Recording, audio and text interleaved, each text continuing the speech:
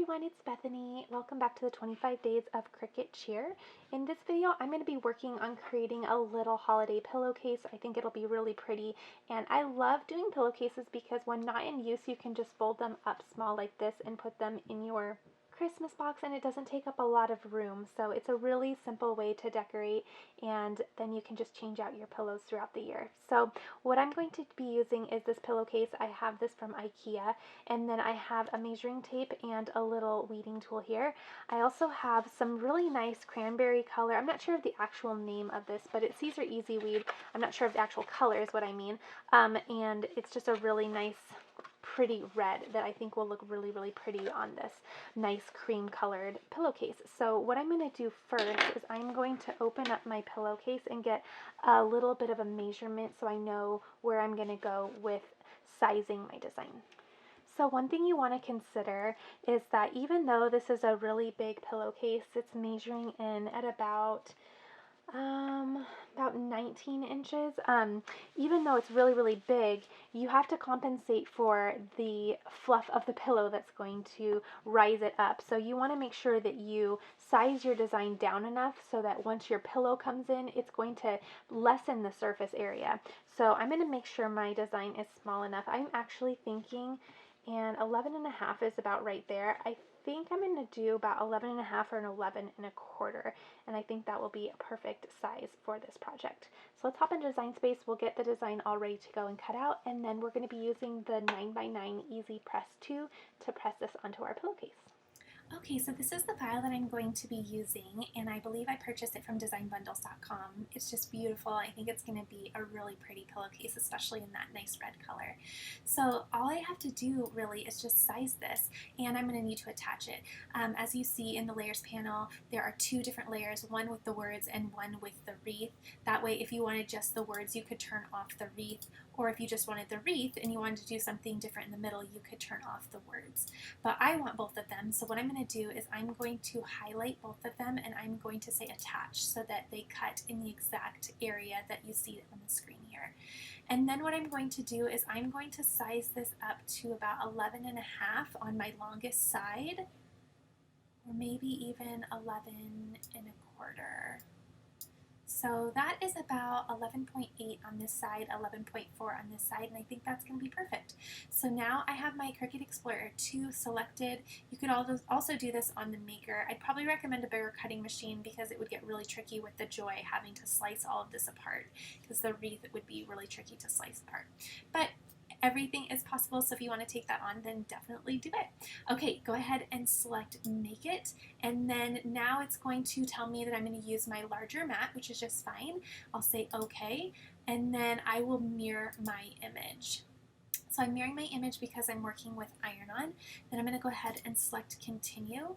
And the material I'm working with is Caesar Easy Weed. So I'm going to go ahead and browse all materials. I'm going to go to iron-on, and I am just going to select Everyday Iron-On as my setting. Select Done.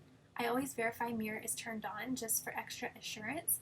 And then I'm going to load my mat and cut this out.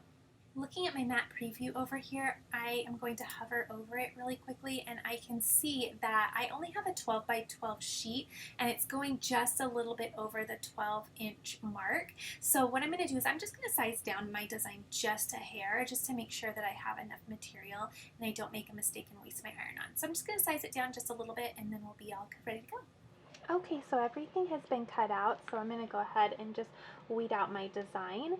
So I have the shiny side still face down on my little work mat here, and then I'm just going to slowly peel away the outside edges of my design. This color is so pretty. I know I've said it so many times, but it's sometimes really hard to find a red that I like because some of them are just too red, if that makes sense. But I really like a deep red. I think that's so, so pretty. And when I found this color, I ordered a couple sheets of it, because it's hard to find a red I like. Okay, so then I'll just go through and start in the middle of this wreath. So just going slow and helping nudge some pieces along. Okay, so I am just continuing to weed out this design. And since we are a day or so away from finishing up the 25 days of Cricut Cheer, I would love to hear what your guys' favorite craft or just favorite tutorial from this series was, just for fun. To be honest, this was a lot of work for me. This was a very, very big task for 25 days in a row of crafting. It was just a lot of work, and while I enjoyed it, there were some days where I was just not sure if I was going to complete it, because between homeschooling, now that the kids are still home from school because the schools are closed, and because of trying to get all my other Christmas stuff done, like gift giving, it was a lot of work. So I would love to hear what you guys enjoyed the most, just for a little bit of encouragement, I guess. Okay, I think I have got it done. So I'm going to flip it over, and then I'm just going to scan, especially the leaves. The leaves are always what trick me up, because they get so repetitive and monotonous that sometimes, even though it's repetitive, you can tend to forget one. So I'm going to check every single leaf, and those are good. And then I'm going to go through and just double check my words. Okay, so everything has been weeded out. I'm going to go ahead and clean all this up and then get my heat press mat in here. And then I have my EasyPress set to 305 for 15 seconds, and we'll get everything pressed on our pillow. Okay, so now that my pillow is in here, I am going to grab my press, and I'm going to make sure that I run my press over for at least 5 seconds to make sure there's no moisture, and just to also make sure that all of the wrinkles are out of my little area here. Okay, then I'm going to take my design, and I'm just going to place it right on my pillowcase here. I love how this looks. This is going to be so pretty. I'm going to put this right on the couch next to our Christmas tree, and I think it's just going to look so beautiful. Okay, so this is a sticky back. So once you lay it down, it should stay in place, but it also can be peeled up if you need to move it around and reposition it. So I'm going to grab my measuring tape really quickly and just make sure that I am roughly in the center. Okay, so that looks about right. I am okay with that. So now what I'm going to do is I am going to take my press, and I'm going to press in sections. So I'm going to press this top right section first, and I'm doing 305 for 15 seconds, and the pressure is going to be medium. So I'll have just a couple hands on that. And then what I'll do is I will just continuously move my press to these other 3 areas to get everything pressed. So then I'll move it right over here and repress. Okay, and then move it down and press again. Okay, and then I'll press the final little quadrant. Once this is done, I'm going to flip my design over and press the back. And that's just out of habit that I like to add that to my workflow for working with iron-on. So this is actually a hot or cold peel, so I'm going to go ahead and peel, and I'm just monitoring and making sure everything is laying down. You'll notice my little and peeled up right in the middle there, so I'm going to go ahead and lay that back down. What a funny place for it to peel, since everything else did such a good job.